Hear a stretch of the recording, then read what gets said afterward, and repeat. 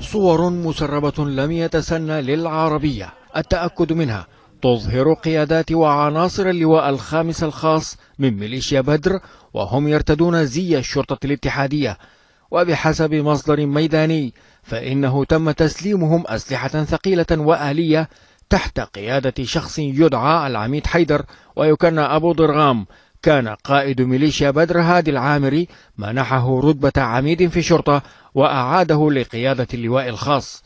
يشار إلى أن هذه الميليشيات بدر وعصائب أهل الحق وسيد الشهداء وحزب الله العراقي والخراساني مدعومة من إيران وتأتمر بأمر الجنرال قاسم سليماني، وقد أقحمت نفسها بشكل مباشر في معركة الصقلاوية والقرى المحيطة بها، فيما رسم لها خط يقف على مشارف الفلوجة وأطراف الصقلاوية.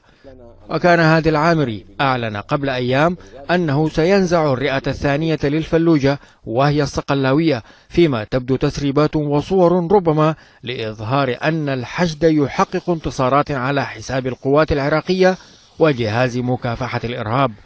وبحسب مصادر ميدانية في معارك الفلوجة فإنه لم يسجل نشاط لطائرات التحالف الدولي خلال اليومين الماضيين، في وقت تحدثت مصادر ميدانية عن حركة لعناصر وأرتال تنظيم داعش بين أحياء الفلوجة بغياب طلعات طيران التحالف، وربما يعبر ذلك عن انزعاج واشنطن من انخراط ميليشيا الحشد وتجاوزها الخطوط المرسومة لها.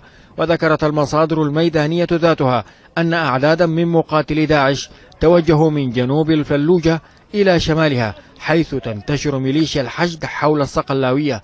ويرى مراقبون أن قاسم سليماني يحاول أن يسابق واشنطن لتحقيق حلمه في نصر ميداني لم يتمكن من إنجازه في أي معركة في سوريا أو العراق حتى الآن، وهو ما يعني تجاوز الميليشيات لصلاحياتها في هذه المعركة.